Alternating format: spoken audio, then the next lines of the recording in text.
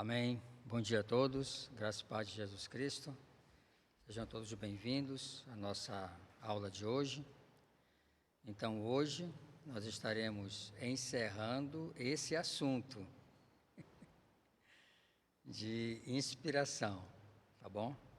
No próximo domingo iniciaremos inerrância, tá bom? Se Deus assim nos permitir.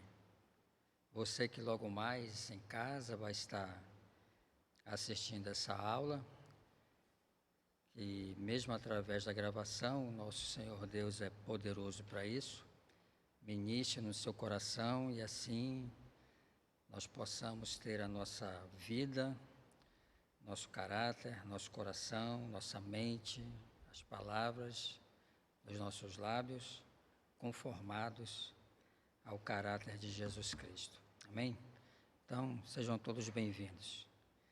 Então, agora nós iremos começar falando sobre os equívocos da doutrina da inspiração. E o primeiro equívoco é justamente o entendimento modernista, que é fruto do idealismo alemão do século XVII. No modernismo, eles entendem que a Bíblia ela não é a palavra de Deus, mas a Bíblia contém a palavra de Deus. Então, os críticos que seguem essa linha, eles vão defender essa premissa dizendo que certas partes da Bíblia são divinas e expressam a verdade, mas outras são obviamente humanas e apresentam erros.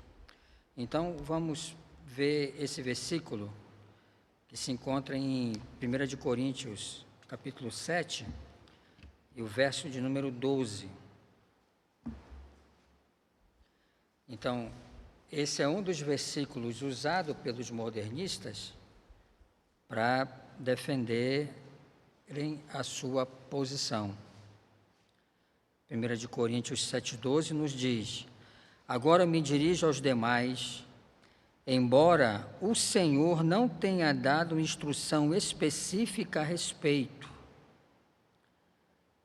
Se um irmão for casado com uma mulher descrente e ela estiver disposta a continuar vivendo com ele, não se separe dela. Então, eles dizem que o fato de Deus aqui não ter revelado para o apóstolo nenhuma instrução específica a esse respeito do que Paulo está ensinando à igreja de Corinto, eles dizem que isso aqui é pensamento humano de Paulo, não é inspirado, não foi Deus quem falou isso daqui. Mas nós vamos ver logo daqui a pouco que a inspiração ela não abrange apenas os conceitos contidos na Bíblia, na palavra de Deus. A inspiração também, ela abarca as palavras dos autores.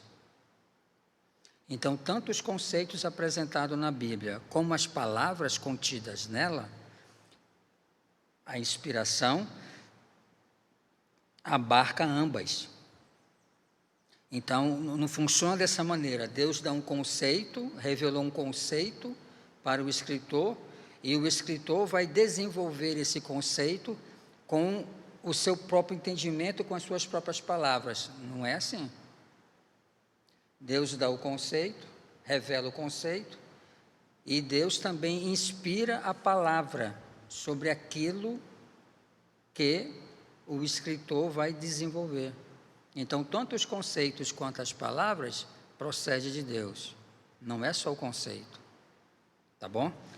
Então, o modernismo ele entende isso, que a Bíblia contém apenas a palavra de Deus. Mais aqui para frente, nós vamos ver qual é a premissa deles dessa palavra se tornar palavra de Deus, tá bom?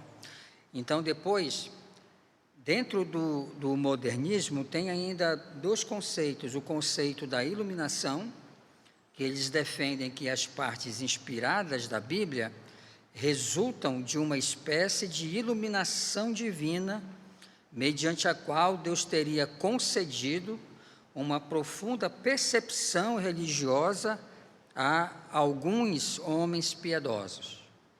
Mas quando nós olhamos para 2 de Pedro, segunda carta de Pedro,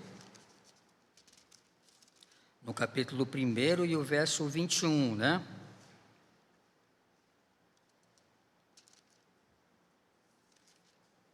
Olha o que é que a Bíblia vai nos ensinar, né?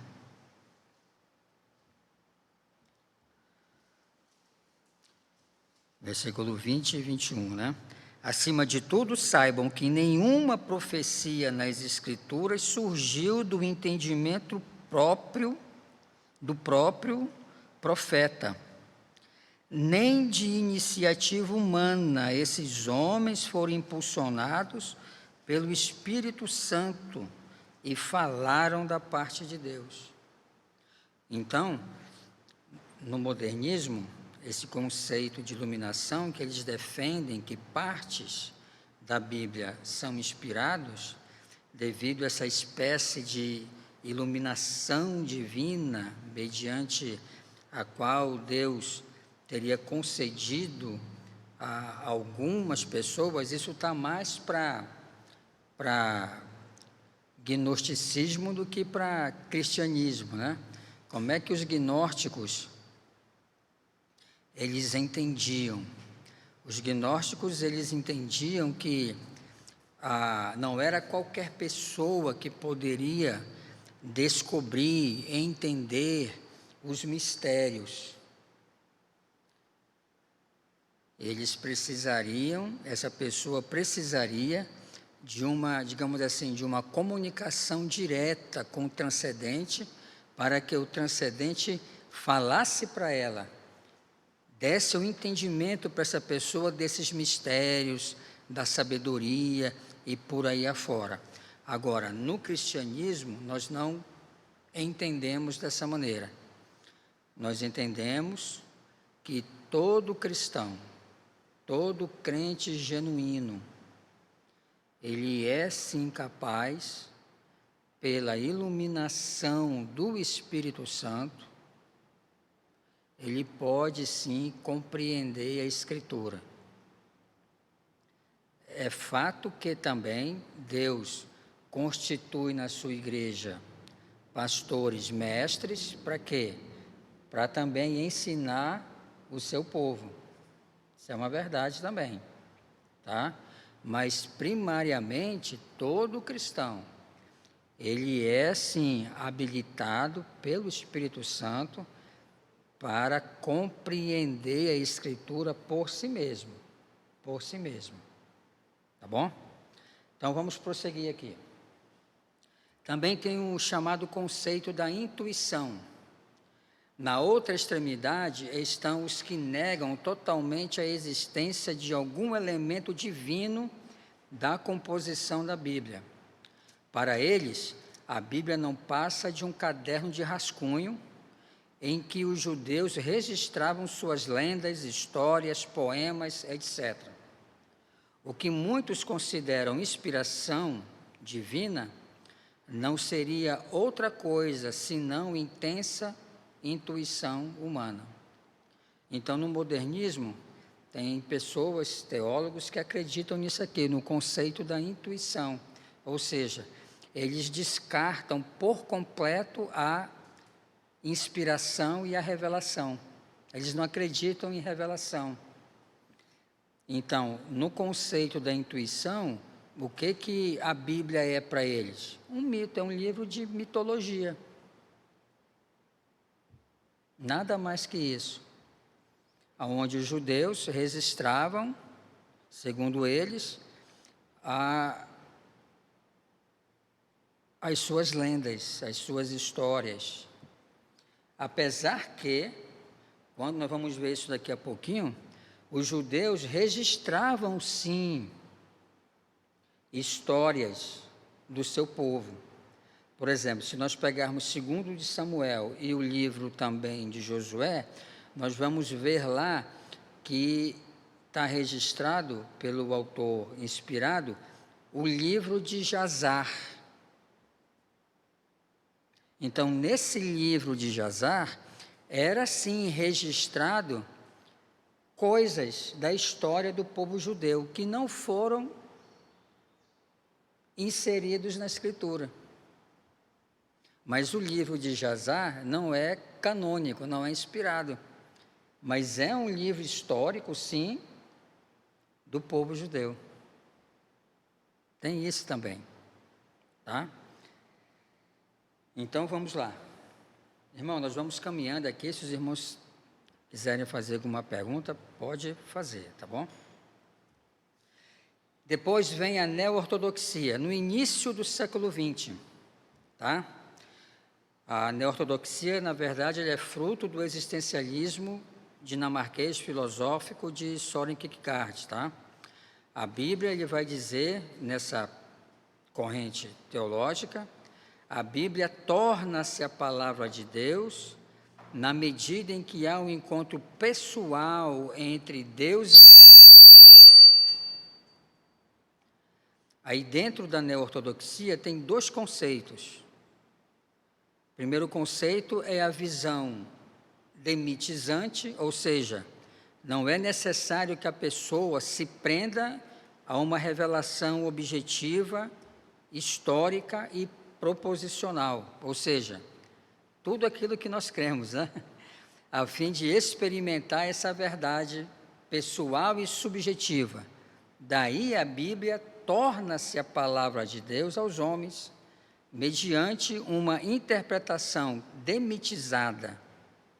A Bíblia em si mesma não é revelação alguma, é apenas uma expressão primitiva, mitológica, mediante a qual Deus se revela pessoalmente, desde que demitizado da maneira correta. Quem defendeu essa premissa foi Rudolf Bultmann, teólogo liberal do começo do século XX. Então, quando Bultmann olhava para a Escritura, o que ele via na Escritura? Mitos. Ele vai dizer que a única coisa histórica no cristianismo, contido na Bíblia, é que Jesus Cristo padeceu sobre Pôncio Pilatos. Fora isso, todo o mais, esse teólogo dizia que foi invenção da igreja. Não existiu nada daquilo. Então, ele não cria na queda, não cria na existência histórica de Adão, de Eva, em nada daquilo. Então,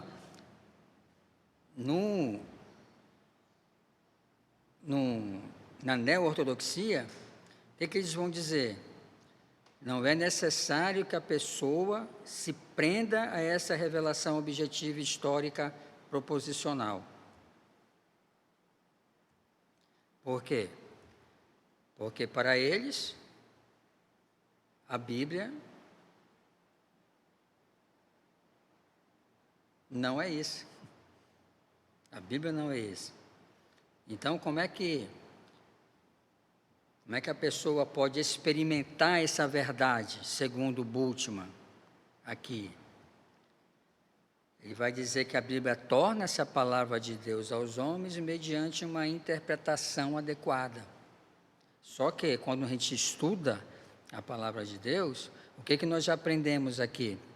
Que a Bíblia ela tem autoridade hermenêutica. Não sou eu que digo, não é um intérprete que diz para a Bíblia o que é e o que não é verdade, e não é o intérprete que diz para a Bíblia qual é o sentido daquilo que ele está estudando. Quem faz essas coisas é a própria Bíblia. Vamos trazer para os nossos dias hoje. Você já viu? Muitos crentes falam assim, né? Ah, pastor, mas eu não creio dessa forma. Você já viu crente falando assim? O que ele está dizendo em outras palavras? Ele está dizendo que para ele a Bíblia não tem autoridade hermenêutica. Simples, só isso. Entendeu? Ele crê em uma outra autoridade, menos a autoridade da Escritura. Então, o aluno, o teólogo, o intérprete, o pregador, ele não é autônomo na interpretação.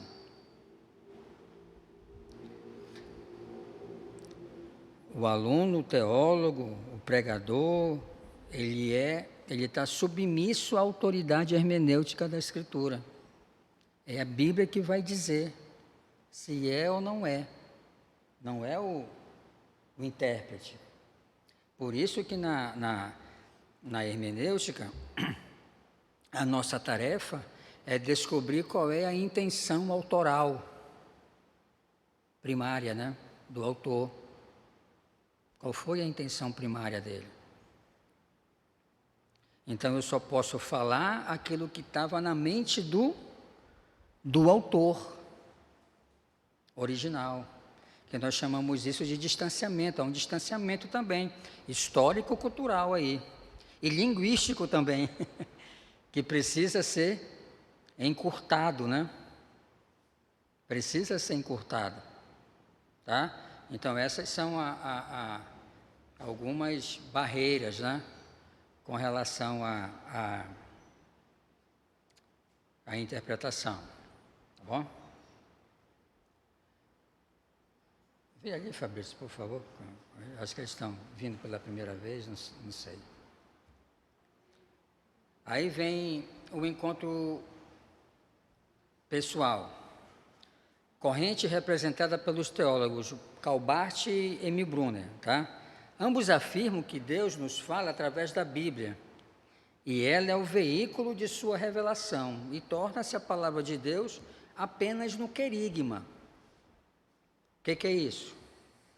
Eles dizem que a Bíblia torna-se a palavra de Deus apenas na pregação, querigma.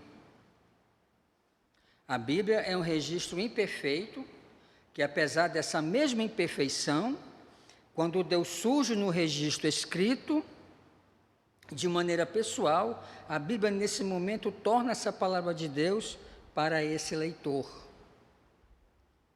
Então, Brunner foi discípulo de Barth, né? Os dois pensavam iguais nesse aspecto, né? Apesar de terem falado muita coisa bíblica, boa, edificante, mas eles Barth, na verdade, o Barth quis resgatar a teologia, o cristianismo, a igreja, a própria Bíblia.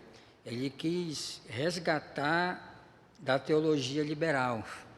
A intenção dele foi ótima, maravilhosa, mas só que Barth não conseguiu, digamos assim, se desinfectar por completo do neoliberalismo, né? Então, nesse aspecto de revelação e inspiração, Barth ainda estava muito contaminado nesse particular. Então, ele cria que apenas no querigma essa palavra, essa revelação, ela se tornava palavra de Deus para o leitor. Ou seja, então esse ponto está amarrado àquele outro que nós acabamos de ver, a teoria da intuição. Então, lá da iluminação, perdão.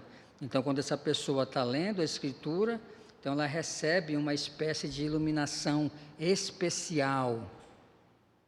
E aí, nesse momento que ela recebe essa revelação especial, inspiração especial, a Bíblia torna-se, naquele momento, palavra de Deus para ela. Tá? Vamos lá. Aí depois vem a ortodoxia. A Bíblia é a palavra de Deus. Por cerca de 18 séculos de história da Igreja, prevaleceu a opinião ortodoxa da inspiração divina. Teólogos ortodoxos, ao longo dos séculos, vêm ensinando, todos de comum acordo, que a Bíblia foi inspirada verbalmente. Ela é o registro escrito da inspiração de Deus. No entanto, tem havido tentativas de procurar explicações para o fato de o registro escrito ser a palavra de Deus e, ao mesmo tempo, que o livro foi composto por autores humanos, dotados de estilos pessoais diferentes uns dos outros. Então, a inspiração é aquilo que eu falei agora há pouco. Ela não abarca tão somente os conceitos contidos na Escritura. Por exemplo, esse conceito de trindade. As palavras contidas na Bíblia com relação a esse conceito também foram inspiradas por Deus. O autor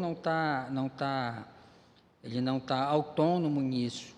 O conceito de salvação, o conceito de queda, o conceito de casamento, o conceito de família, o conceito da composição humana.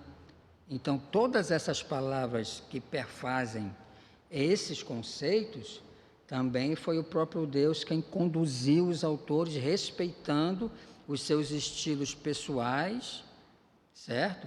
Na composição do escrito desses conceitos. Então, a ortodoxia vai defender isso, tá? Que tanto os conceitos quanto as palavras, tanto Deus, o autor da Bíblia é Deus. Agora, esse autor divino, ele vai usar um agente humano, os homens. E esses agentes estavam sob a supervisão, podemos dizer assim, do Espírito Santo. O Espírito Santo foi quem supervisionou o escrito sagrado. Não só supervisionou, mas foi o Espírito Santo também quem selecionou o que iria e o que não iria fazer parte do cânon bíblico. Tá? O que João vai nos dizer? Né? Que Jesus falou e fez muitas outras coisas. Foi isso? Que não estão escritas neste livro. Aí João vai dizer, mas os que estão escritos é para que creiamos, o objetivo do Evangelho de João, para que creiamos que Jesus Cristo é o Filho de Deus, e para que nele, crendo, tenhais vida eterna. Então, o objetivo do Evangelho de João foi esse.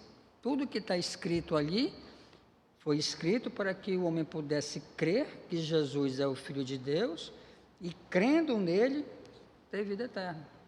Simples. Bem simples, né? Ok? Então, vamos lá.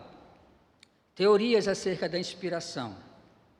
Tem a teoria da intuição, a teoria da iluminação, a teoria da dinâmica, a teoria verbal e tem a teoria do ditado. Não vai dar para nós vermos cada uma dessas teorias, tá bom? Agora, qual é o posicionamento reformado de inspiração? Os reformados entendem que a inspiração da Escritura foi orgânica, isto é, que a inspiração de cada livro da Bíblia começou muito antes de qualquer livro ser escrito.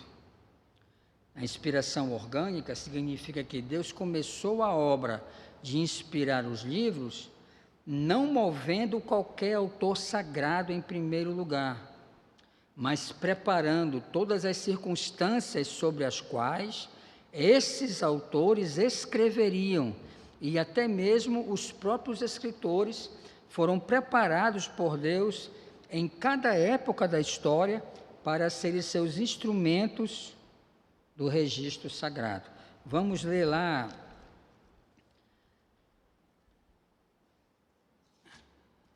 Jeremias, capítulo 1, você vai entender isso.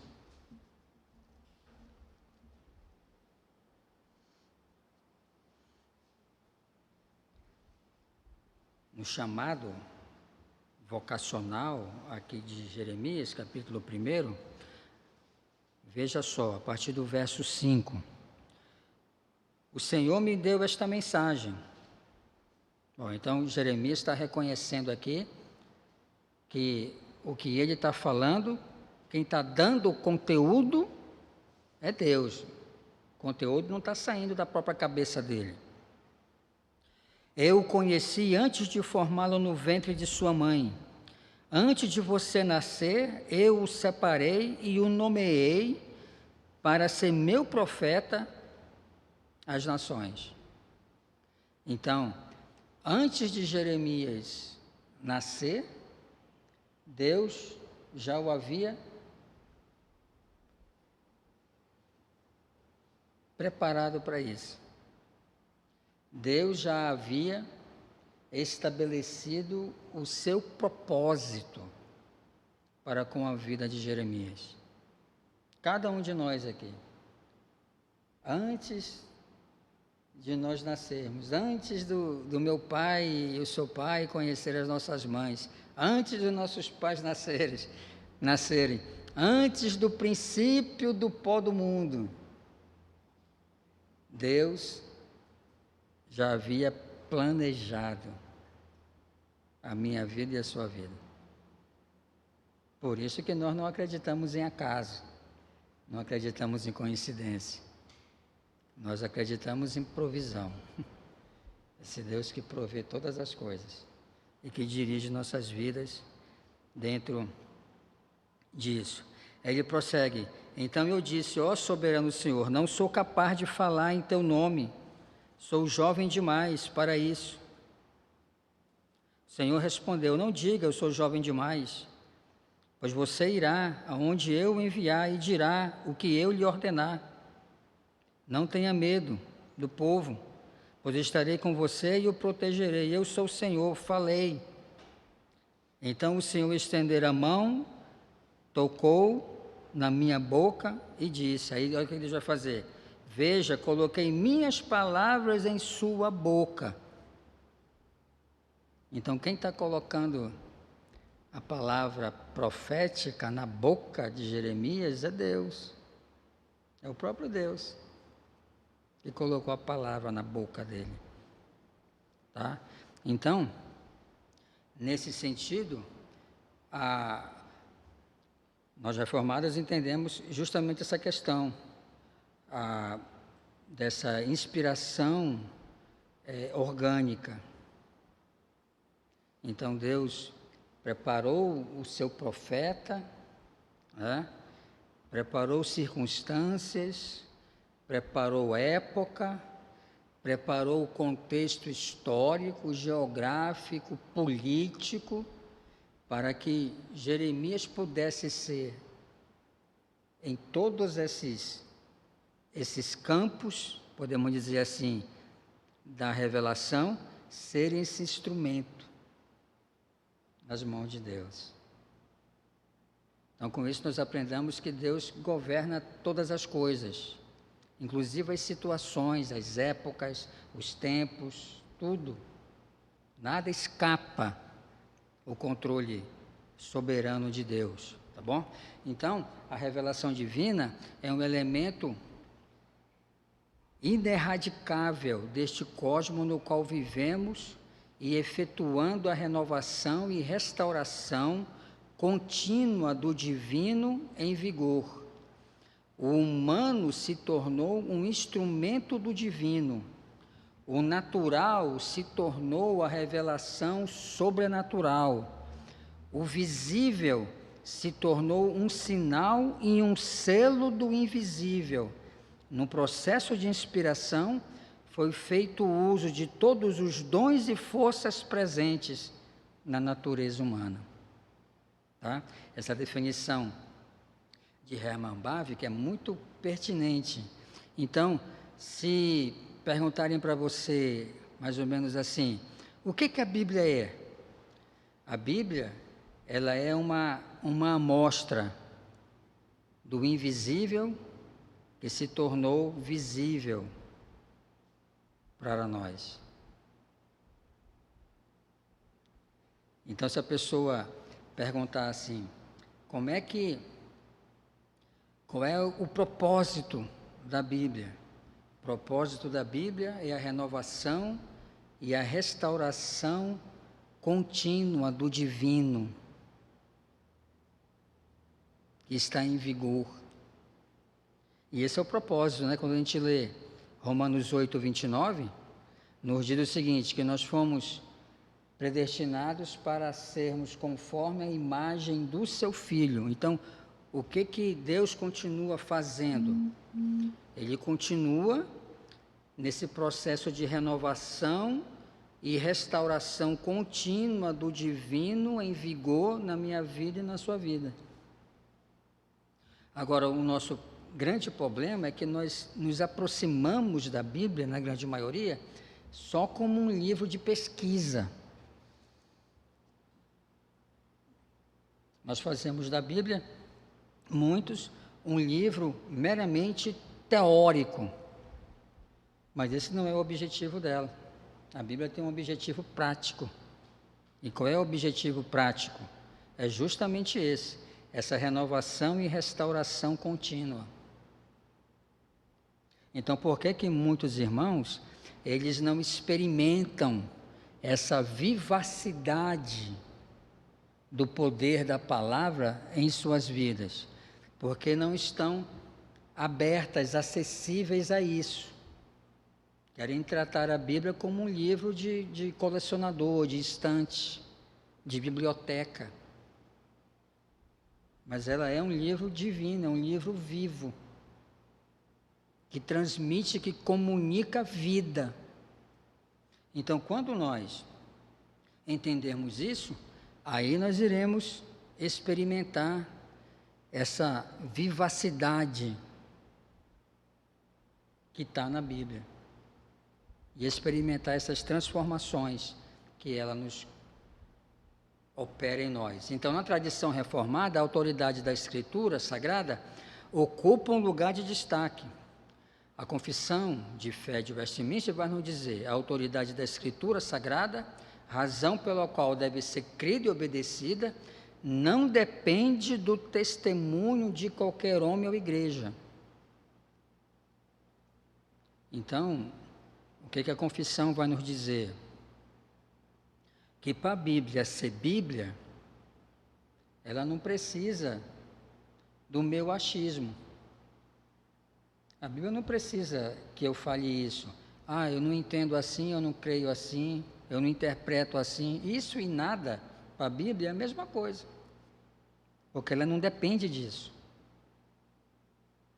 Ou seja, da maneira que eu creio, da maneira que eu interpreto, a maneira que eu aceito ou não aceito a Escritura, não muda nada nela. Ela vai continuar sendo a mesma. O único que está sofrendo prejuízo sou eu mesmo. Por quê? Porque não estou crendo naquilo que ela me diz. Entendeu? Então, hoje, infelizmente, muitos cristãos querem fazer da Escritura uma coxa de retalhos. Pega versículo aqui, um versículo ali, outro ali, e ele usa esses versículos, na grande maioria, para se blindar. Entendeu? Mas a Bíblia não tem esse propósito. Mas a confissão vai dizer: depende somente de Deus. A mesma verdade, que é o seu autor, tem, portanto, de ser recebida. E por que temos que receber a Escritura como ela é? Porque é a palavra de Deus. Ela é. É Deus falando conosco através desse livro.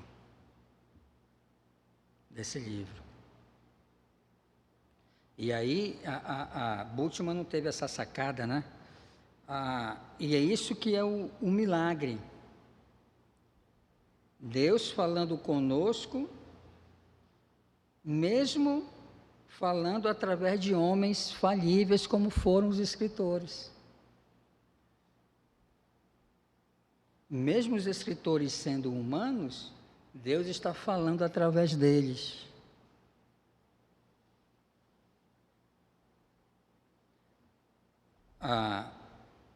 Vocês já devem ter lido essa passagem.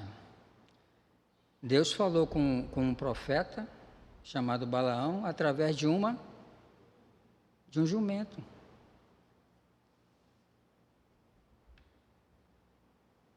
De um jumento. Ou seja, o profeta estava cego, espiritualmente falando, porque ele não viu o anjo lá, mas a jumenta viu. Então tem coisas que nós não vemos, não percebemos, mas o jumento está vendo. O jumento está vendo. E Deus vai usar o jumento para falar com a gente. Que está enxergando mais do que nós. Em algumas situações. Né? Aí a jumenta desviou e ele corrigiu a jumenta, né? Aí o anjo cercou de novo lá, jumenta desviou, corrigiu a jumenta jogou no chão. Aí quando ele foi corrigir a jumenta, Deus abre a boca da jumenta. Ele é soberano, ele que criou a jumenta. Então ele faz a jumenta falar. Então ali a jumenta falando foi um milagre divino. Agora a serpente falando no Éden foi uma ação demoníaca. Foi uma ação demoníaca. Então, olha como é que Deus faz as coisas, né? Então, o que a jumenta está falando ali é palavra de Deus. E o registro feito por Moisés, que quem escreveu o livro, é autêntico. É autêntico. Tá? É isso que a gente precisa entender. Não é que Moisés estava lá presente. Moisés não estava presente lá naquele acontecimento. Tá? Mas aí Deus revelou. E o que Moisés vai fazer? Vai registrar o evento. Então, o registro é inspirado. Por quê? Porque aconteceu aquilo ali mesmo. Tá? Então, a inspiração não foi necessário que o escritor estivesse ali de corpo presente para registrar. Não. Funciona assim. Tá? Tem momentos que o escritor vai estar e tem momentos que não. Tem momentos que o escritor vai estar presente no fato, no ocorrido, e tem momentos que não. Então Deus não precisa disso. Ele é soberano, conhece tudo e todos. Tá? Então quando você lê a Bíblia, você tem que ler a Bíblia também imaginando e perguntando para o texto. O autor estava presente? Por exemplo, Moisés não estava presente lá no Éden, mas Deus revelou, a queda foi assim, ó. Entendeu? Moisés não estava lá no nascimento de Abraão, na chamada de Abraão. Não, mas Deus revelou, foi assim que ocorreu. E a inspiração serviu para quê? Para preservar o registro, exatamente como foi. Certo? Isso é inspiração. Então vamos lá. Então a autoridade da Bíblia é derivada do fato de ela ser a palavra de Deus. Portanto, o seu testemunho é interno e evidente. Mesmo que os homens assim não criam, ela não depende do nosso testemunho para ter autoridade. Ela é o que é. A Bíblia é o que é. E é o que? Verdade. Então a Bíblia não depende do nosso testemunho. Então, por exemplo, a Bíblia não depende disso, né?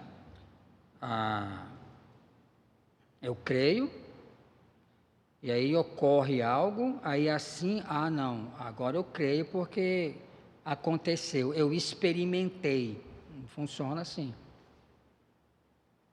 Ou você experimentando ou não experimentando, ela é a palavra de Deus. Hoje infelizmente, nós convivemos numa geração muito sensitiva. As pessoas querem sentir. Ninguém quer pensar, né? Porque pensar dá trabalho. E infelizmente a nossa cultura não é uma cultura de preguiça. Latino é assim, gente. Tá? Brasileiro, pior ainda, né? Os uruguaios leem muito mais do que nós, país desse tamanho. Os chilenos leem mais do que nós. A média brasileira, é ler 2 livros por ano.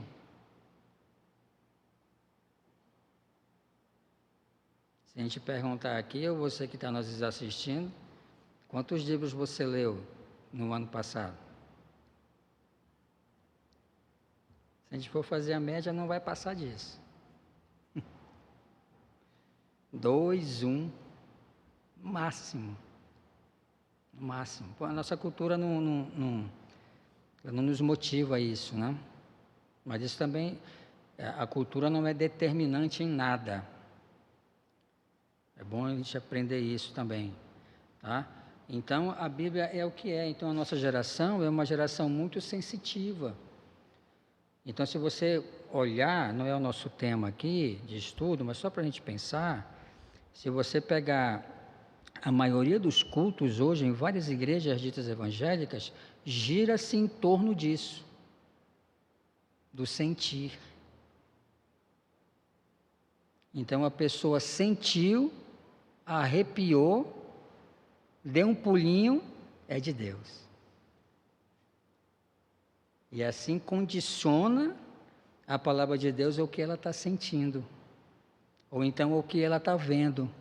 Ou seja, é a síndrome de Eva, né? Vendo que o fruto era desejável, ela desprezou o que Deus havia falado. No dia que tu comer, certamente morrerás. Ela desprezou isso. Mas ela se permitiu ser dirigida pelo que estava vendo. Pelo que estava vendo. Então, infelizmente, muitos cristãos hoje são assim também. Se permitem dirigir pelo que está vendo.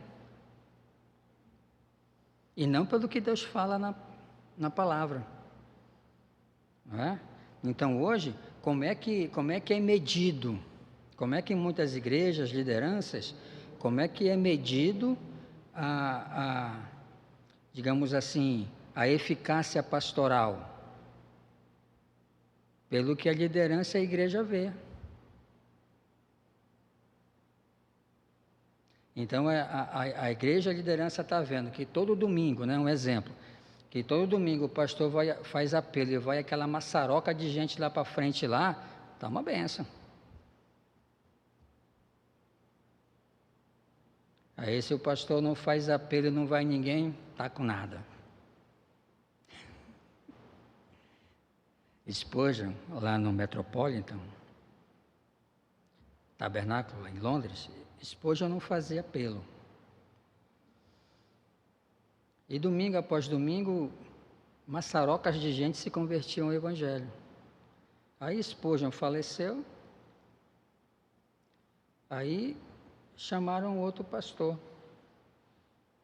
para assumir o lugar.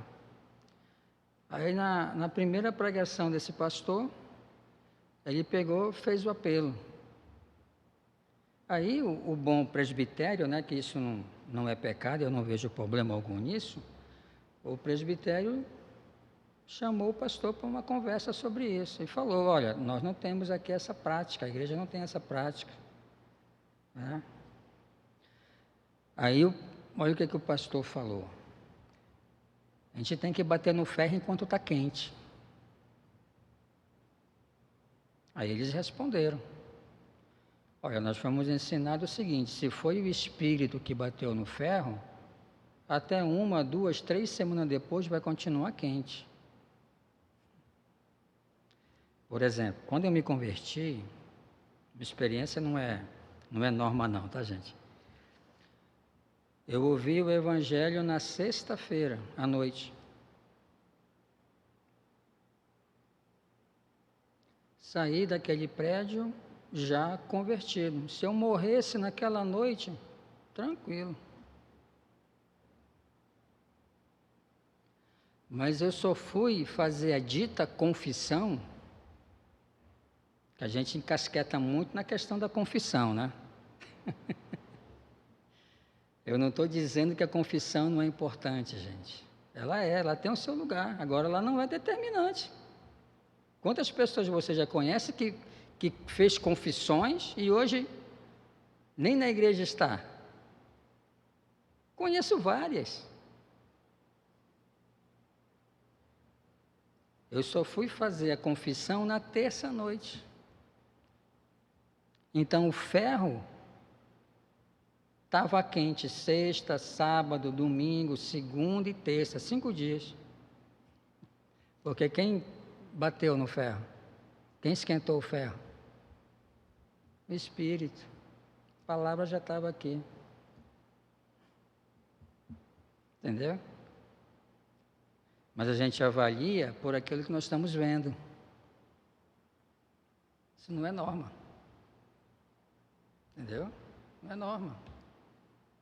Nós precisamos entender que a palavra, ela age sobrenaturalmente nos corações. A parábola do semeador é um bom exemplo, né? Jesus semeia, ele é o semeador, nós semeamos. E essa palavra, ela vai cair em vários tipos de solos, corações. Mas a semente vai cair também em um coração frutífero. Ela vai cair. O nosso problema é que nós queremos determinar aonde que a palavra deve cair.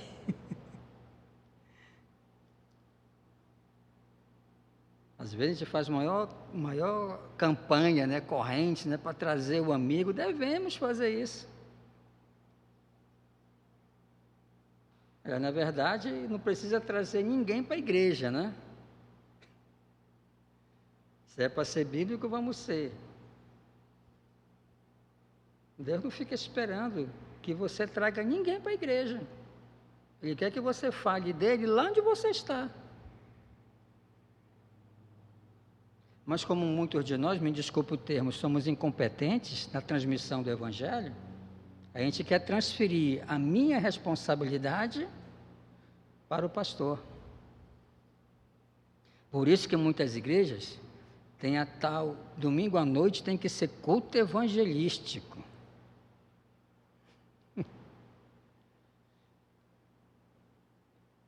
Para quê? Não porque tem que pregar uma mensagem, pastor, evangelística, porque eu vou levar o meu amigo. Que garantia você tem, que garantia eu tenho de que a palavra vai cair em boa terra? Que a palavra vai alcançá-lo? Eu não tenho garantia nenhuma. E além do mais, o culto, ele não é dirigido ao visitante. O culto é dirigido e oferecido a Deus. E só comunga, cultua, adora a esse Deus aquele que já compreendeu isso, aquele que já tem Deus dentro dele. Para ele não faz nenhum sentido essa liturgia que prestamos no culto. Não faz nenhum sentido. Entendeu? Então é isso que nós precisamos entender. Ela não precisa do nosso testemunho para ter autoridade. A Bíblia é o que é. Quer eu goste, quer não. Ela é o que é. Então, implicações dessa doutrina bíblica da inspiração. Então, há certos fatos de que, embora não formalmente apresentados na doutrina da inspiração, acham-se implícitos nelas, tais como: a inspiração cobre tanto o Antigo quanto o Novo Testamento. Então, de acordo com 2 Timóteo 3,16, Paulo vai dizer: toda a Escritura é inspirada, ainda que a referência aqui explícita refira-se ao Antigo, e é verdade que o Novo Testamento também deve ser considerada como Escritura Sagrada. Então, tanto o Antigo quanto o Novo é inspirado. Por quê? Porque Paulo vai dizer toda a Escritura. Então, Paulo reconhece não apenas o Antigo, ele reconhece também o Novo Testamento como Escritura. Como Escritura, tá bom? A inspiração abarca uma variedade de fontes e de gêneros literários.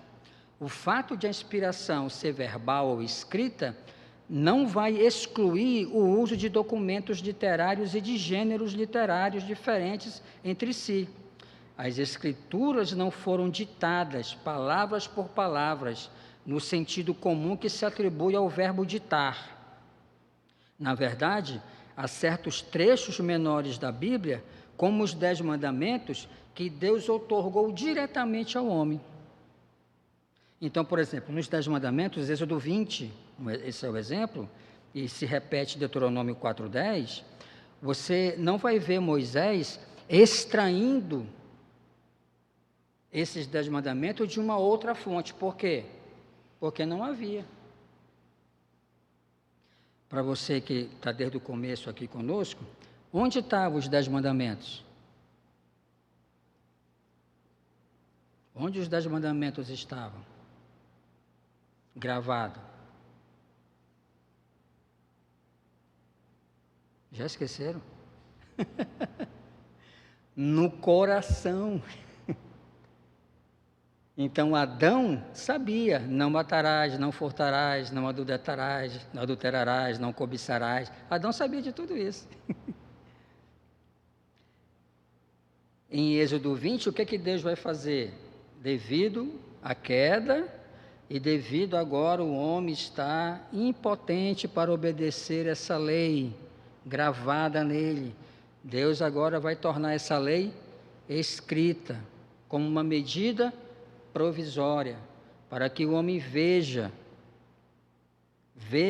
essa lei: não matarás, não furtarás, e assim ele passe a ser dirigido por essa lei, com o auxílio do Espírito Santo, que é agora quem vai capacitá-lo a obedecer. Mas em parte alguma está escrito ou fica implícito que a Bíblia é resultante de um ditado palavra por palavra. A Bíblia faz uso também de documentos não bíblicos, como o livro de Jazar, que eu falei, Josué 10, 13 e 2 Samuel 1, 18, o livro de Enoque, que vai ser citado tanto por Judas quanto por Pedro, tá?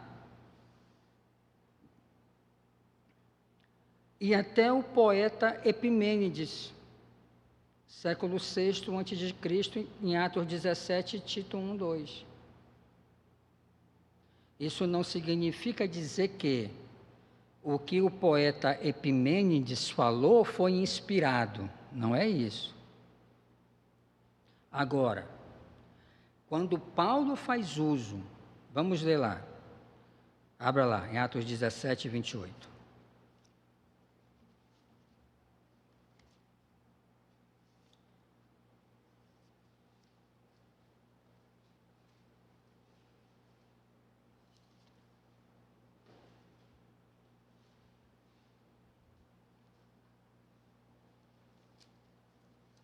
(17:28). 17:28. Pois nele vivemos, nos movemos e existimos, como disseram alguns de seus próprios poetas, somos descendência dele. O que é inspirado aqui?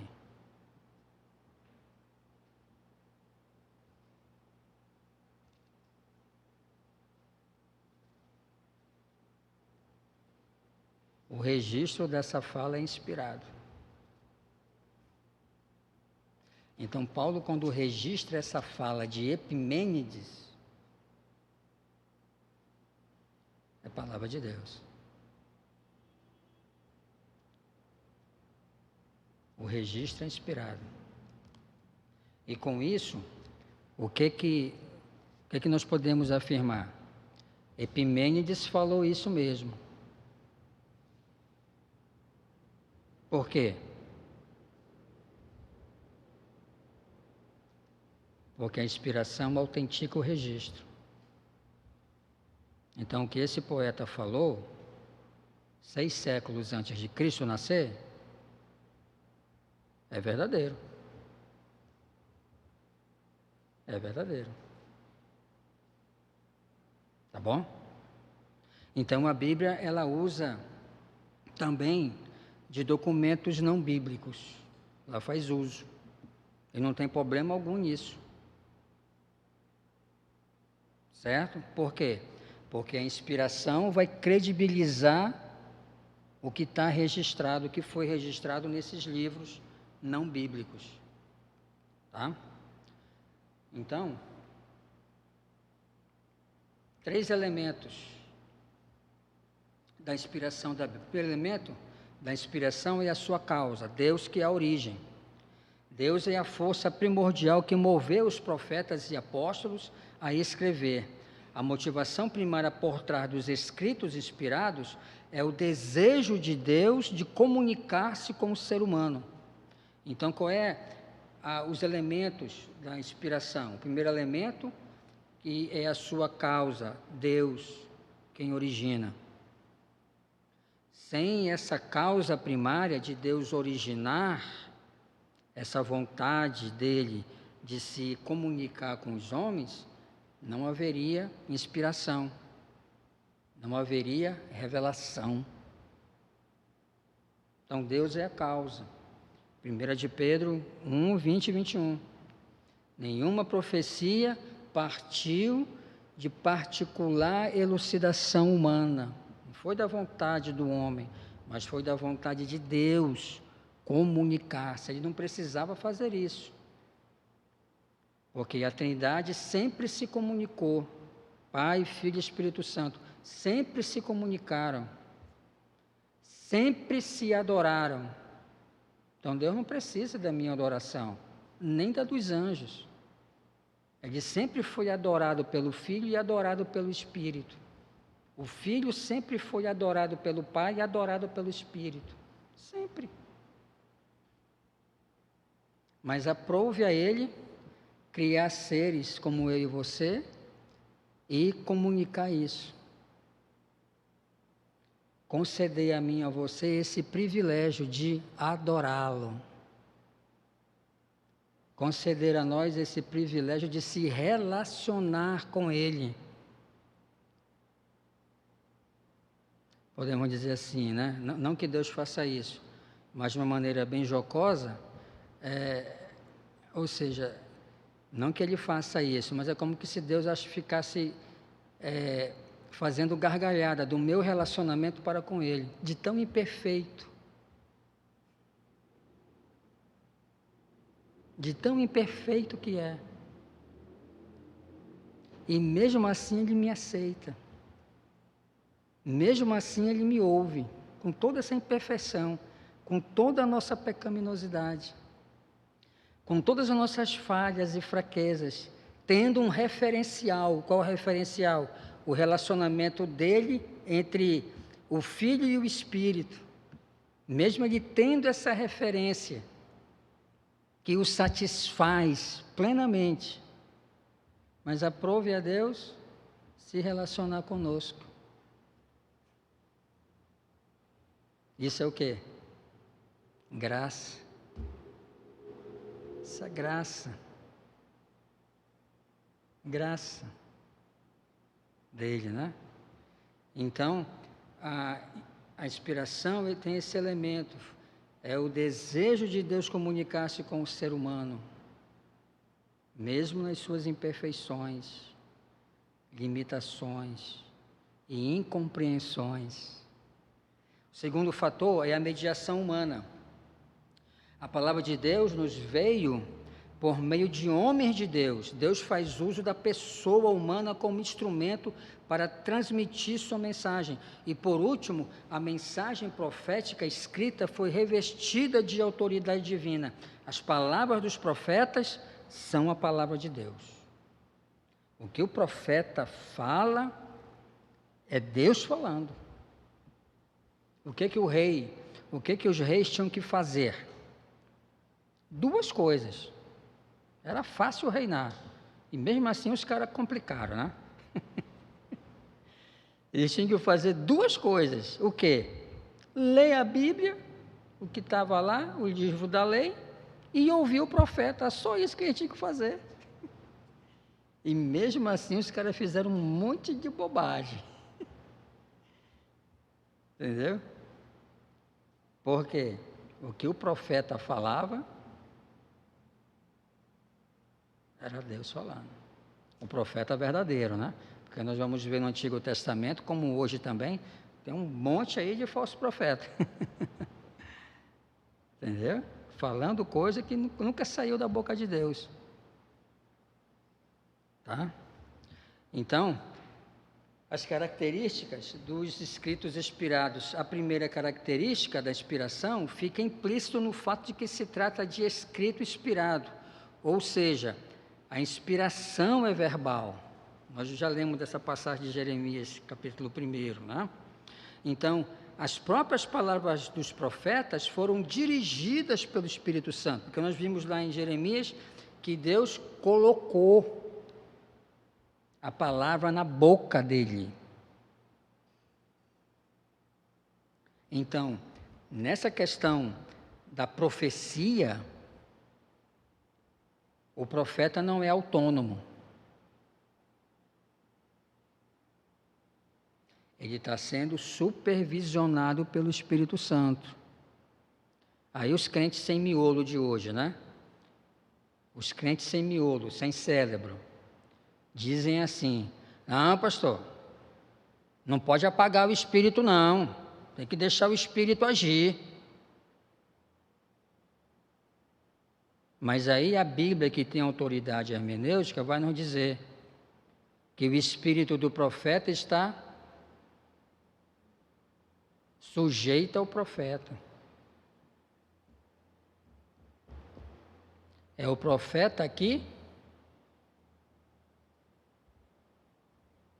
controla. E o que a gente vê hoje é um bocado de crentes descontrolados.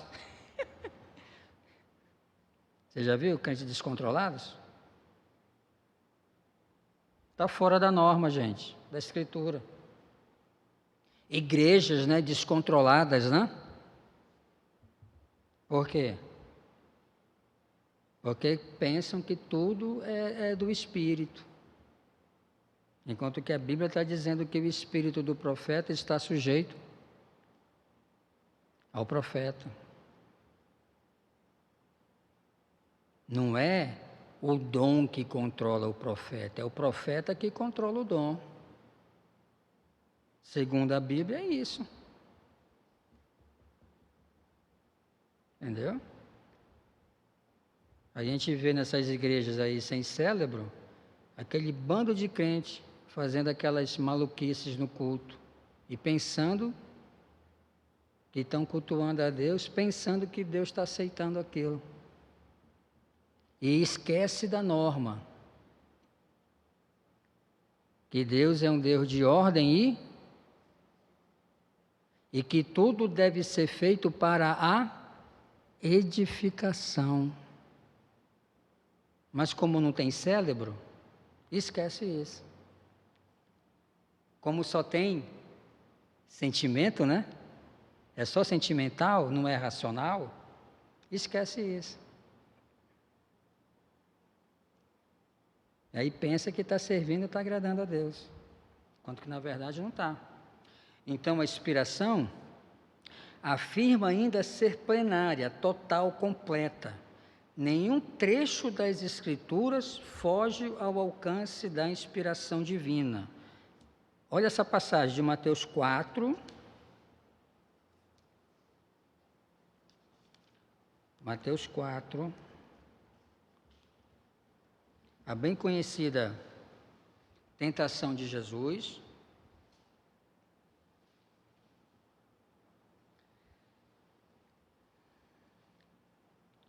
Você vai ver aqui Satanás falando com Jesus.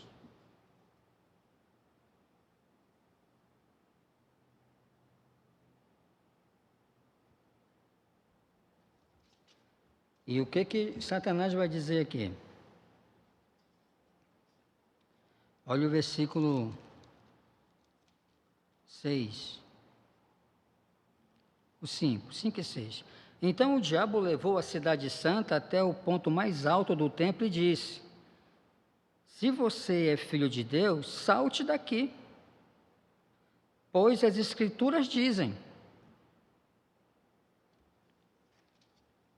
ele ordenará a seus anjos que o protejam, eles o sustentarão com as mãos, para que não machuque o teu pé em alguma pedra.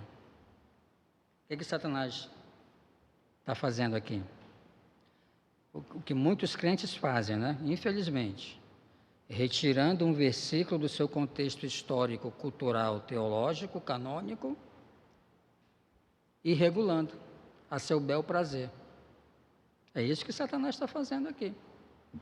Pegou um versículo da Escritura, tirou do contexto histórico, cultural, teológico, canônico, e está regulando. E está usando para obter os seus próprios objetivos. Mas aí Jesus, como estudante e leitor da Escritura, vai corrigir o herege. Satanás foi o primeiro herege. Todos os outros são discípulos dele. O que Jesus vai fazer? Também está escrito. Jesus entendendo o todo da revelação progressiva. Também está escrito: não tentarás o Senhor teu Deus. Então, trazendo para o nosso ponto aqui, isso que Satanás falou é a palavra de Deus. Por quê? Porque a inspiração está confirmando aquilo que saiu da boca dele.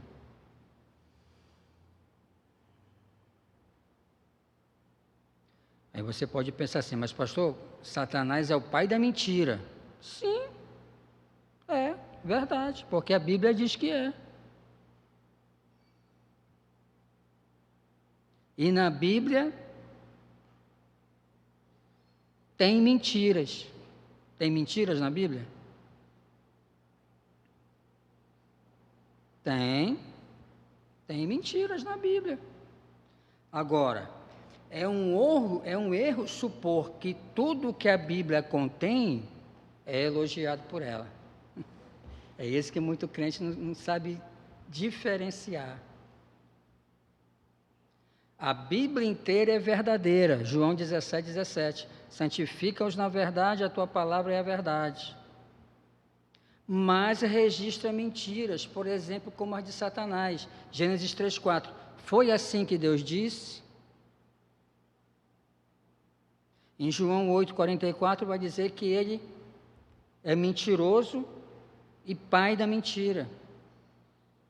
Lá em Raabe, Josué 2:4. Cadê os homens que... Os caras sabiam, tinha um X9 lá enrustido, os caras sabiam que os espias tinham dormido lá na casa dela, que ela tinha dado abrigo, mas o que ela fez? Mentiu. Deus precisava da mentira dela? Não. Deus não precisava da mentira dela. Mas Deus fez questão de registrar a mentira dela, para mostrar para mim, para mostrar para mim o que eu sou. E Romanos vai nos dizer: seja Deus verdadeiro e todo homem mentiroso.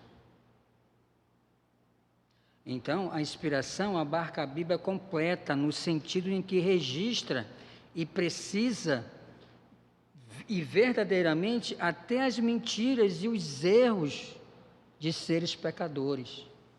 Não é que Deus está, em lugar nenhum da Bíblia, você vai ver Deus aprovando a mentira. Muito pelo contrário, Deus vai estar condenando a mentira. Em lugar nenhum da Bíblia, você vai ver Deus, pastor, então vamos aqui, ó. Então, a verdade das Escrituras é encontrada naquilo que ela revela, não em tudo que ela registra. Quando você lê a Bíblia, você tem que ter isso em mente. Espera aí, isso aqui é uma revelação ou isso aqui é um registro?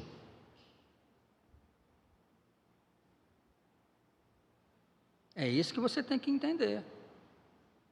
Se essa distinção não foi feita, pode-se concluir equivocadamente que a Bíblia ensina imoralidade porque narra o pecado de Davi. Está vendo aqui, ó, Deus aqui apoiando aqui a imoralidade, o adultério, olha aqui, ó. Deus, pelo contrário, ele está dizendo lá, esquece da norma, está vendo? Esquece de olhar o todo. Não adulterarás. Que promove a poligamia porque registra a de Salomão. Está vendo aqui, pastor, como a gente pode ter mais de uma esposa? Olha aqui, Salomão, teve 1000. Aí pensa que aquilo ali é revelação. Não, aquilo ali é o quê? É um registro inspirado. Ele fez aquela tolice mesmo. Aí, mas depois vai ler Eclesiastes lá. Chega lá em Eclesiastes 7. Esse conhecia uma coisa mais amarga do que a morte, a mulher, cujo coração são redes e laços, e as mãos como grilhões. Quem for bom diante de Deus, fugirá dela, mas o pecador virá a ser seu escravo. Aí Salomão está lá, já prestes a baixar a sepultura, todo detonado. Aí olha para trás. A conclusão. A conclusão que eu chego é essa. Está vendo? Então a Bíblia não promove poligamia. Ou que afirmam o ateísmo porque citam o insensato dizendo que Deus não existe, Salmo 14:1. É só ler com atenção. Para quem que Deus não existe? Salmo 14:1 responde: diz o insensato no seu coração, não a Deus. Não está revelando ali que Deus não existe. É o insensato que está dizendo para ele mesmo que Deus não existe. No seu próprio coração. Então, esse é o problema, que muitas pessoas querem tornar registros como normas. Pastor, está escrito e eu estou orando porque é promessa de Deus, pastor, lá em Atos 16:31, crê no Senhor Jesus e será salvo tu e tua casa. É norma isso?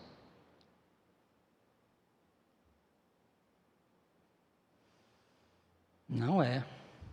É apenas o quê? É uma descrição.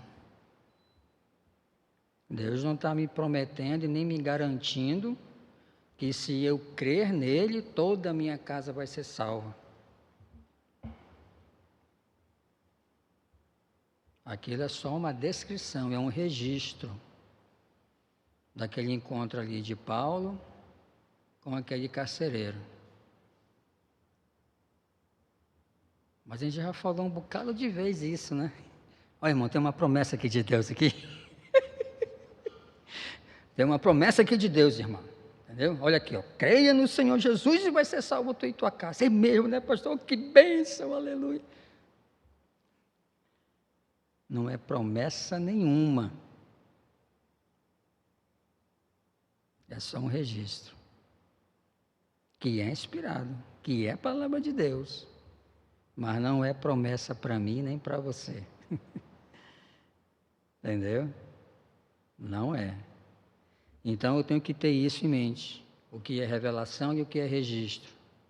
O que é norma e o que é descrição. Um outro versículo muito mal usado. Ensina a criança no caminho que deve andar. E ainda quando for velho se desviará dele. Pastor, criei esse menino na igreja. E hoje está aí. Fiz o que Deus mandou, pastor. Ensinei.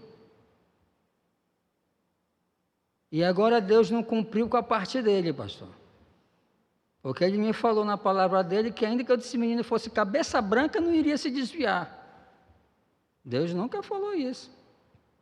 Isso não é norma. Não é uma norma. É um conselho. Por exemplo, um outro conselho é 16:7 de Provérbios. Sendo o caminhos dos homens agradável ao Senhor, Provérbios 16:7, Ele faz com que até os seus inimigos tenham paz com Ele. Aí eu quero tornar isso uma norma. Senhor, está na tua palavra aqui, Senhor. Saiu da tua boca. Só que não foi dito com a intenção de ser uma verdade universal. O que é uma norma? Norma é uma verdade universal. Paulo e Jesus agradaram o Senhor? Sim. Mas o que aconteceu com Paulo? Apedrejado e decapitado. E com Jesus, flagelado, crucificado. No entanto, é uma verdade geral que ensina que uma vida de piedade pode minimizar o antagonismo dos seus inimigos. É isso que Provérbios 16:7 nos ensina. Entendeu? Uma vida de piedade, uma vida santa, pode minimizar esse antagonismo. Por exemplo, nós vamos ver isso na vida de Abraão. Abraão morava, mas cercado de opositores, de inimigos. Mas Abraão, por viver uma vida santa de piedade, esses conflitos foram minimizados. Aqui e acolá tinha um, né? Por exemplo, Isaac foi tomar posse da herança lá de Abraão, né? E aí Abraão, onde chegava, fazia duas coisas. Cavava um poço e construía um altar. Tendo isso, está de boa. Né? Ou seja, com isso que a gente aprende? Subsistência física, subsistência espiritual. Né? Assim penso eu. Aí, os caras foram lá, entulharam, jogaram pedra lá e entupiram o poço. Aí Isaac foi lá, agora desentulhar o poço, patear. Aí os camaradas quiseram embaçar lá com Isaac lá. Não foi? Aí Isaac, não, fica tranquilo, a gente não vai brigar por causa disso. Mas aí depois os camaradas viram a vida de piedade de Isaac, não é? E os camaradas mesmo, não, tudo bem, vai lá, é seu de direito. Os camaradas ao redor, né, perceberam que Deus era com Isaac. E aí o que os caras fizeram? Né? Se achegaram.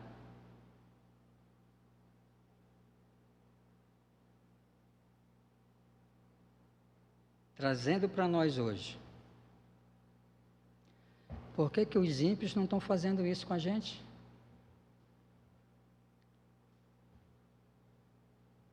Sabe por quê, irmãos?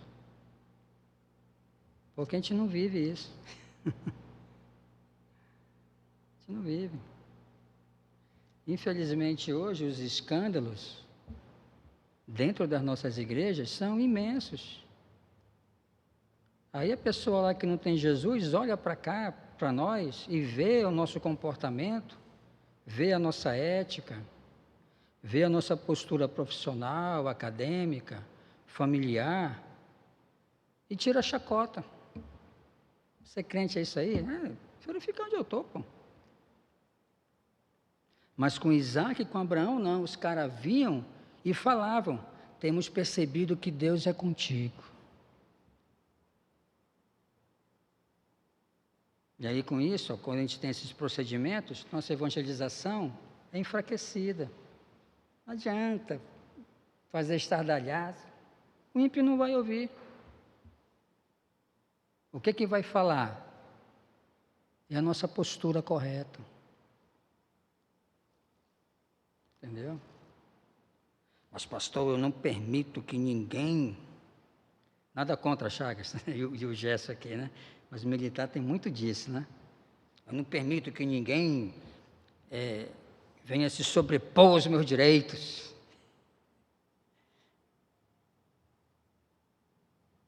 O único direito que a gente tem como cristão é ficar calado, rapaz. O que a Bíblia diz?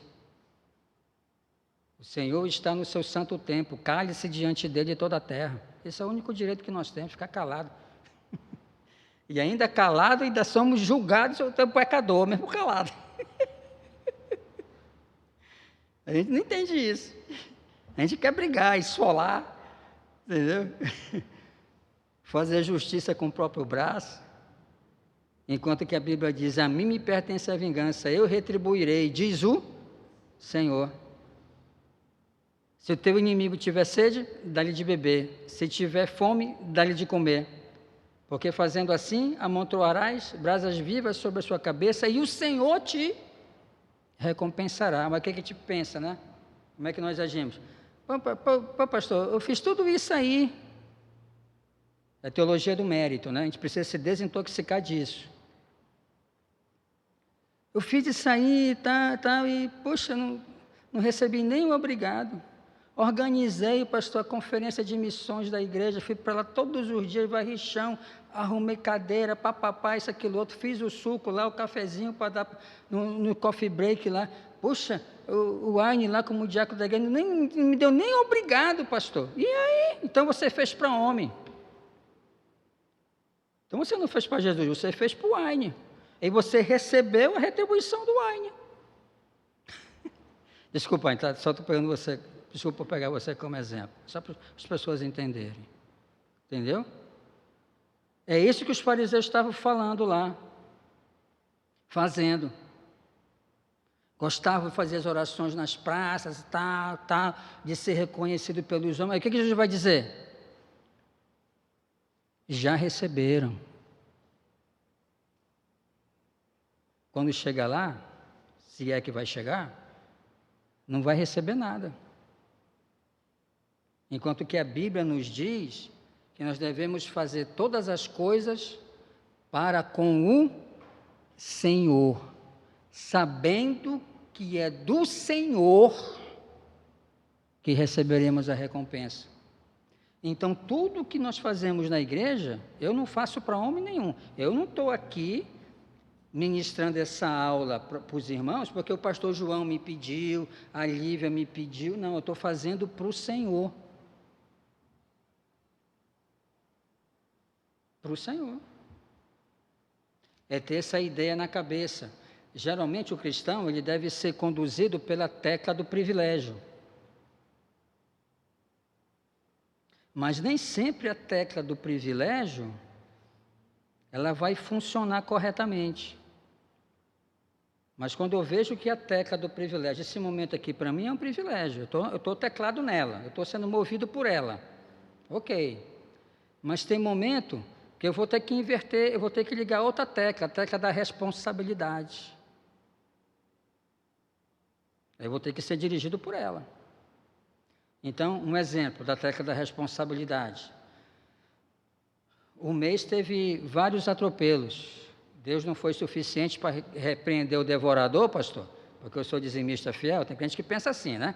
Aí crente não foi, Deus não foi suficiente para repreender o adversário, gás estourou, botija estourou, geladeira deu prego lá, máquina de lavar também, e aí o orçamento foi lá para Marte.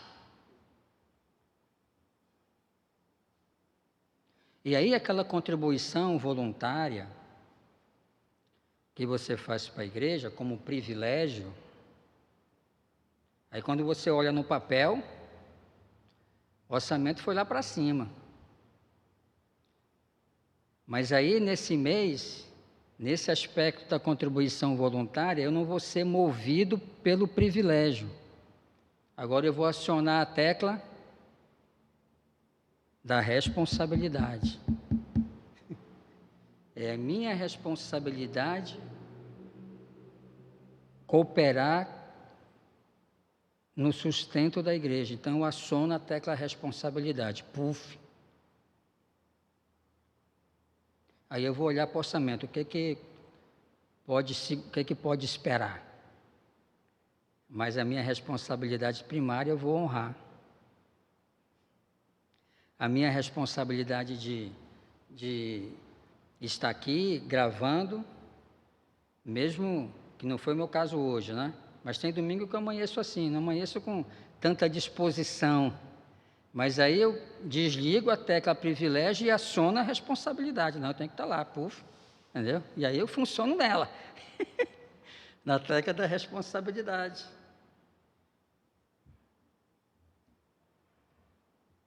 Isso nós precisamos entender também. Tá? Não existe só o lado bom da vida cristã. Tem um lado amargo também. E muitas das vezes a responsabilidade para nós é um amargo. Mas precisamos obedecer. Precisamos obedecer. Tá? Então, para a gente concluir, eu quero abrir aqui uns 10 minutos para perguntas e respostas, tá bom? A inspiração bíblica abrange todo o escrito, os conceitos e os meios usados na composição de cada livro da Escritura. A mesma objetiva apresentar para a humanidade um registro exato e fiel da vontade de Deus. Exato e fiel, não extensivo. Porque às vezes nós queremos saber de coisas que Deus não revelou.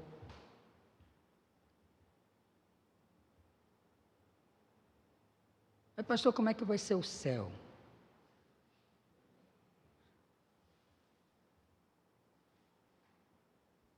Aí a Bíblia responde.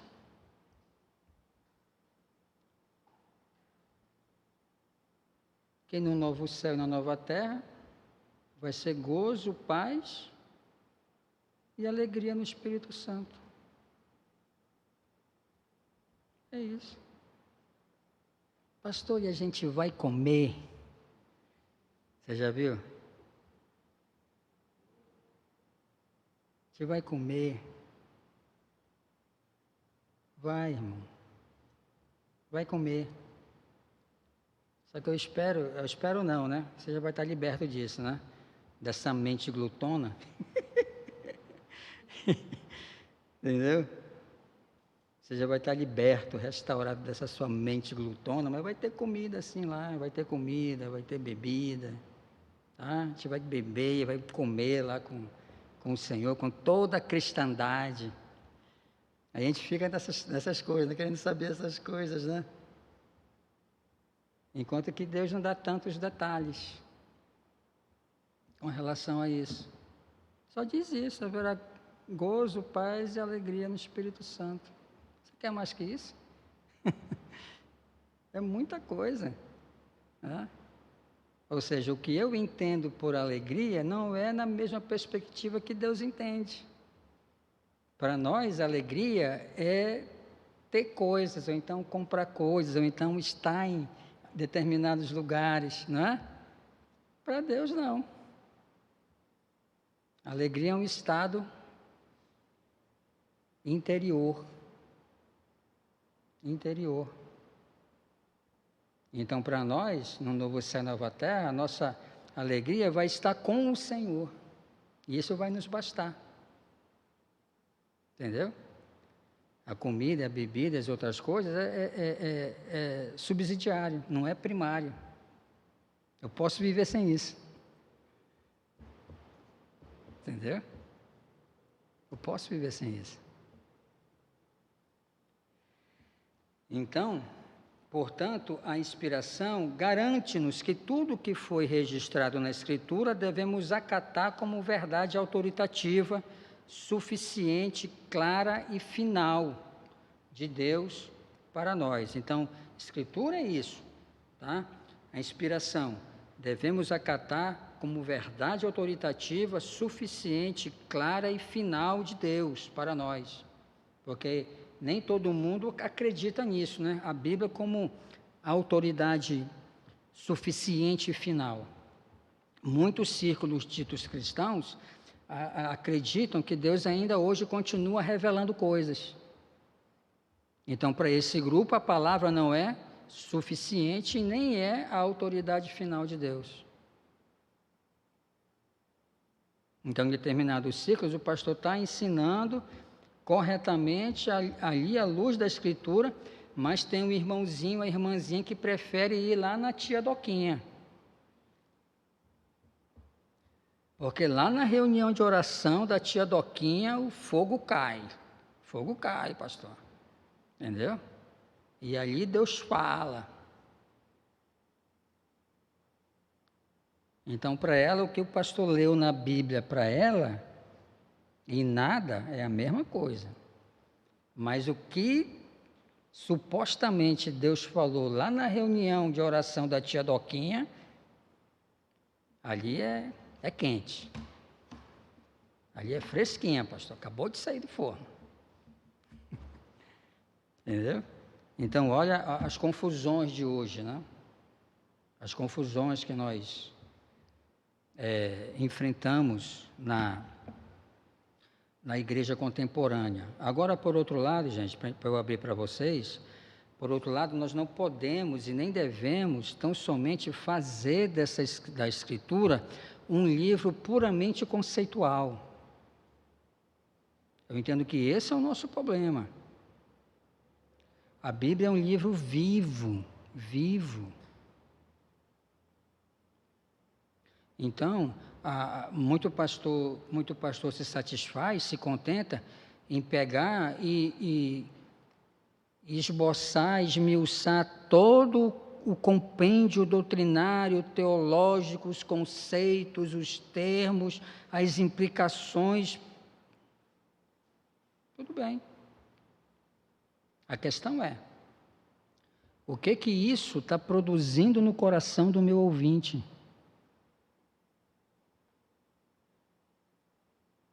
Porque possa ser que você tenha chego hoje aqui, ou está assistindo, ou está nos assistindo logo mais, e você hoje está enfrentando determinadas situações. E você necessita que Deus fale com você, apacente o seu coração, traga paz de espírito, uma palavra de esperança, uma palavra de ânimo, uma palavra de encorajamento ou de exortação, se for o caso. Então, se eu ficar num mero discurso doutrinário, teológico, acadêmico, eu não vou alcançar e nem suprir a necessidade do meu ouvinte. Eu não estou querendo dizer com isso, irmãos, que o pastor ele faz espécie de quiromancia evangélica para saber o que a pessoa está precisando. Não precisa fazer isso. Por isso essa vantagem que eu defendo de pregar-se expositivamente. Então, se eu ensino livro por livro, verso a verso, ou perícope por perícope da Escritura, a pessoa que está naquele estado, aquele parágrafo da Escritura vai alcançá-la, e vai trazer essa paz ao coração. Então, a palavra, a Escritura, ela objetiva isso também. Objetiva isso. Tá? Então, quando você for comunicar o Evangelho para alguém, aplicar um discipulado ou um aconselhamento, ore a Deus. Ore para que esse Espírito fale, use a sua vida, use a palavra que você vai aplicar ao coração daquela pessoa, que o Espírito já orientou você para que promova esse resultado na vida da pessoa. Então, nós não podemos nos contentar simplesmente em abrir esse livro, falar das questões e não procurar saber das inquietações dos corações das ovelhas. Entendeu? É isso. Então, por isso que muitas igrejas, dentro digamos assim, do tradicionalismo, né? Não estou sendo contra o tradicionalismo, não é isso. Mas muitos pastores pensam exatamente dessa maneira. Eu prego a Bíblia toda semana lá para o meu ouvinte, ainda diz assim, se ele não está ouvindo é problema dele. Gente, misericórdia. Misericórdia. É por isso que dentro das nossas igrejas a gente vê irmãos dando cabo das suas próprias vidas, né? Casamentos sendo desfeitos, os nossos jovens entregues, né, ao mundanismo, a uma vida promíscua e por aí afora. Por quê? Porque nós estamos muitas das vezes muito mais interessados em cumprir-se uma agenda. Em cumprir-se uma agenda, né? Em vez de focar no coração das pessoas, na necessidade das pessoas, no pastoreio. Porque pastor não pastoreia a igreja de púlpito, gente. Isso é a maior tolice. Pastor que pensa que pastoreia a igreja do púlpito é um tolo, me desculpe, é um tolo. Pastoreio da igreja é convivência. O púlpito tem o seu lugar no pastoreio, não estou negando isso. Mas eu não pastoreio uma igreja de púlpito. Todo é aquele que pensa que pastoreia. Entendeu? É o convívio, é o dia a dia, é o aconchego, é o abraço, é essa relação mútua diária, tá bom? Então, que a gente possa estreitar esse nosso laço dessa convivência diária com a palavra, para que ela ilumine nossos olhos e ela possa produzir os seus frutos na minha vida e na sua vida, tá bom? Quero abrir aí 10 minutinhos para a gente ter uma interação aqui. Se tiver alguma pergunta para fazer, dentro daquilo que nós vimos sobre inspiração, nesses 2 domingos.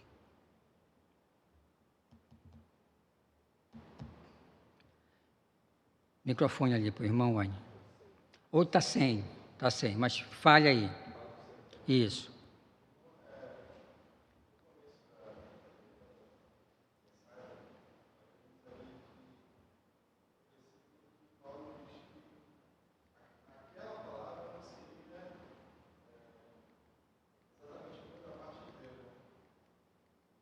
Sim.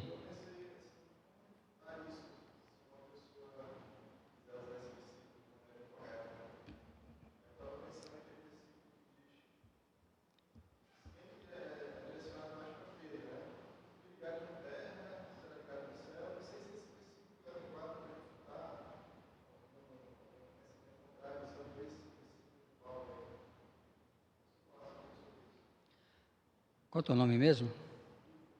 O Ivo perguntou a respeito justamente desse versículo de 1 Coríntios 7,12, onde Paulo explica para a igreja que Deus não havia dado uma norma para ele em relação à mulher crente desligar-se do homem descrente.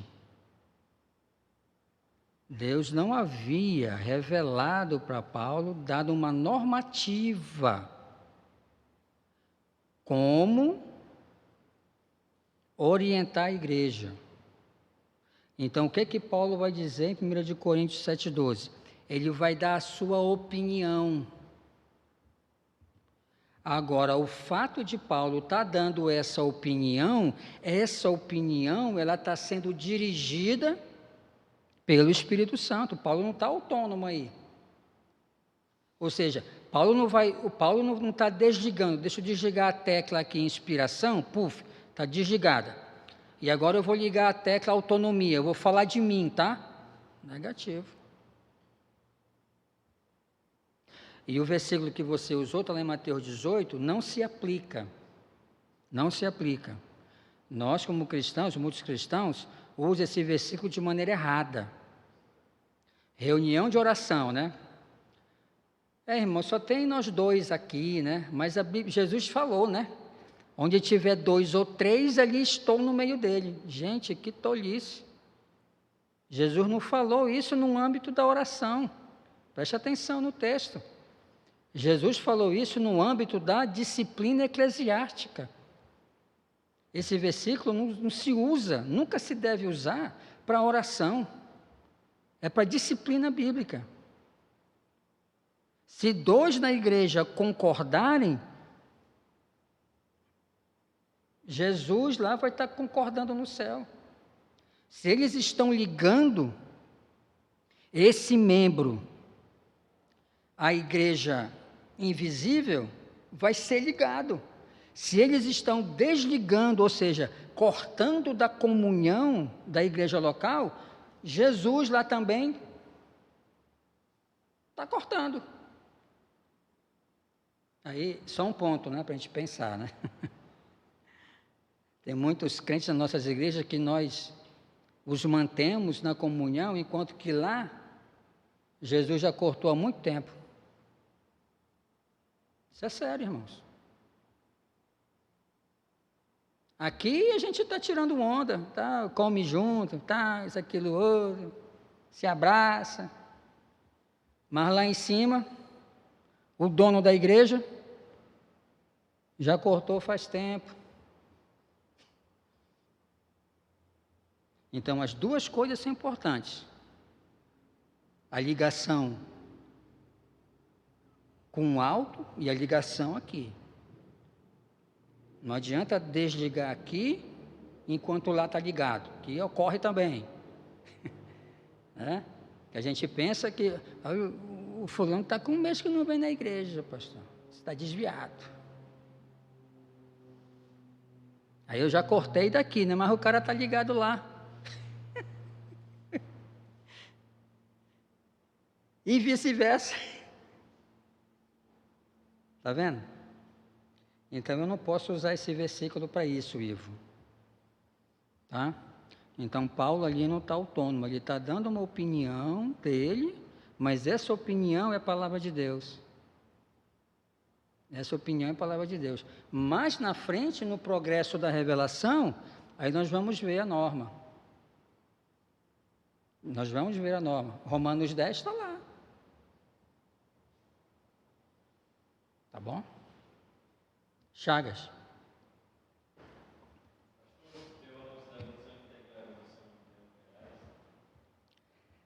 O Chagas está perguntando se os teólogos da missão integral são liberais.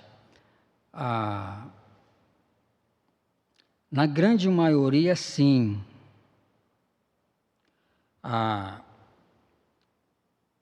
Tem um documento, esse documento é antigo, esse documento ele foi formulado em 1974, o Pacto de Lausanne,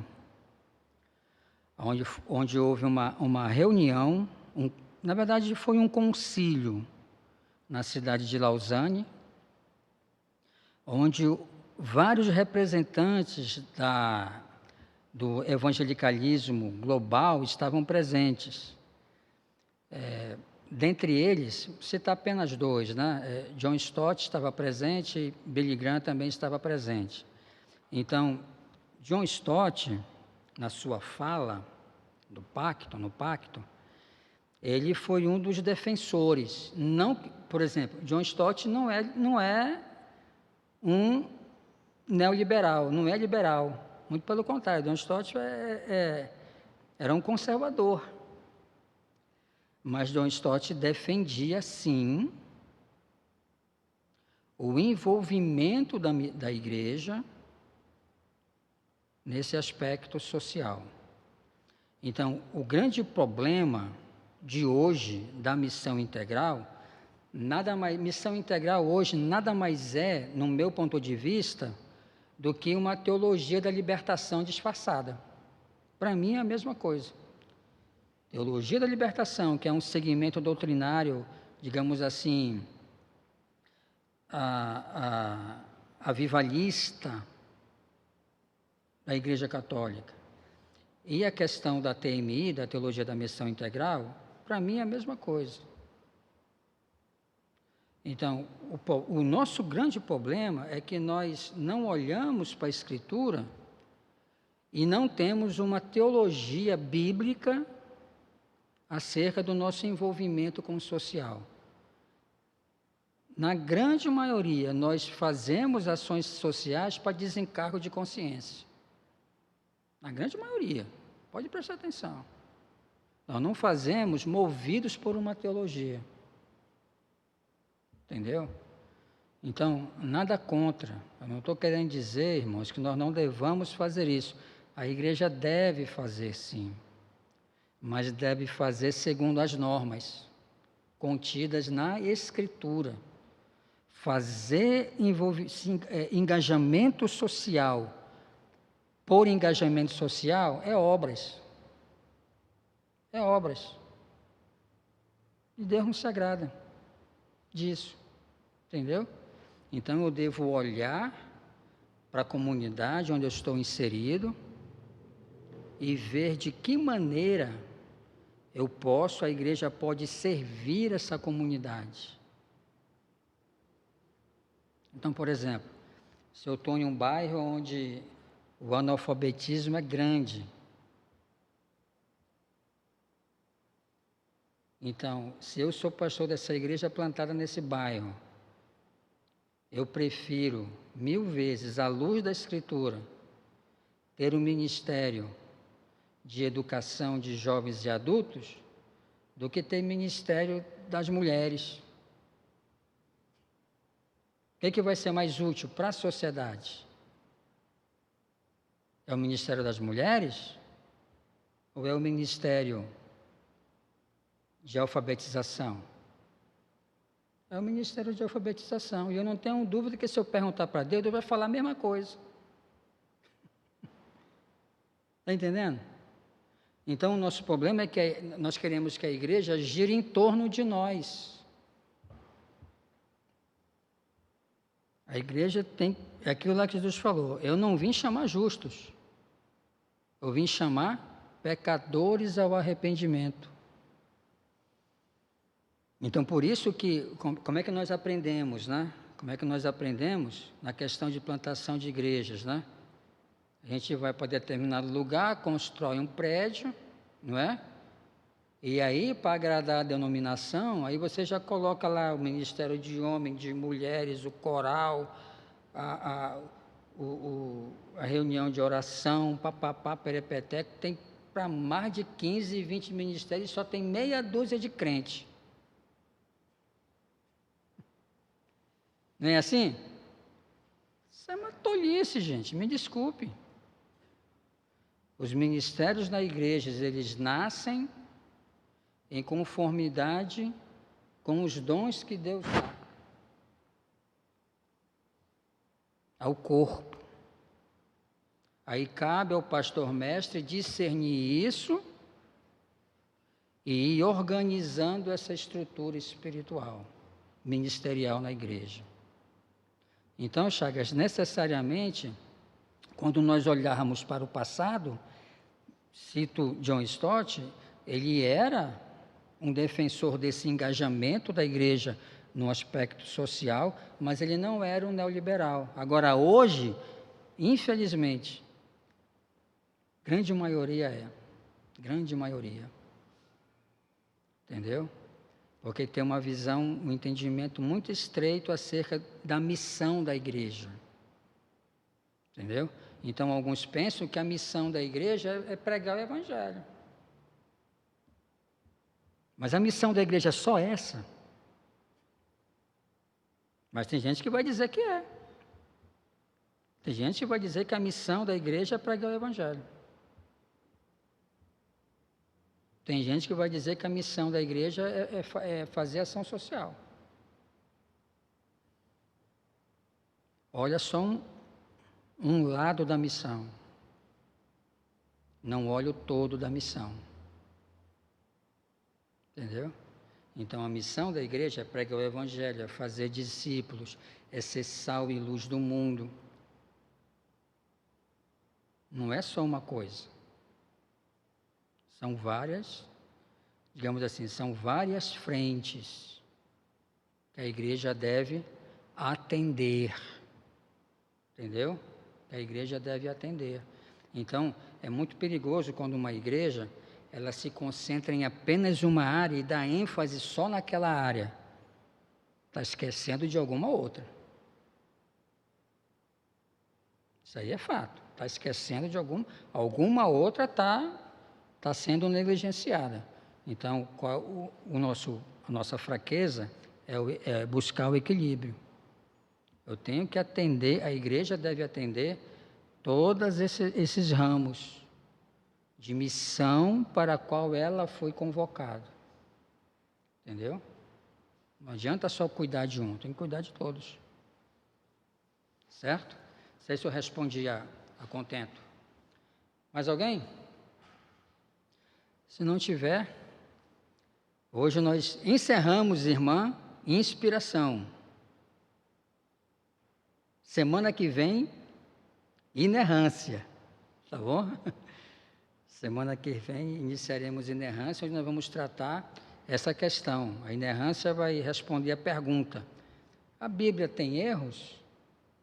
Tá? Então, só para adiantar, a inerrância ela vai pressupor inspiração. Então, se a Bíblia não é inspirada, logo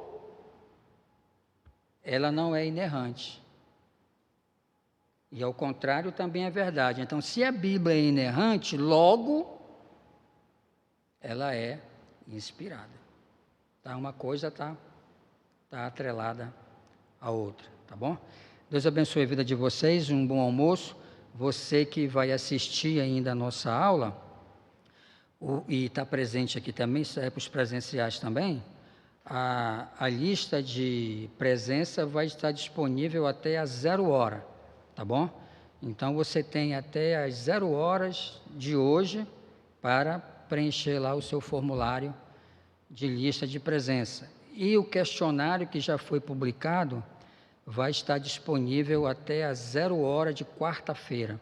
Quarta-feira, né, Fabrício? Até às 0h de quarta-feira, tá bom? Deus abençoe a todos e até domingo, se Deus nos permitir.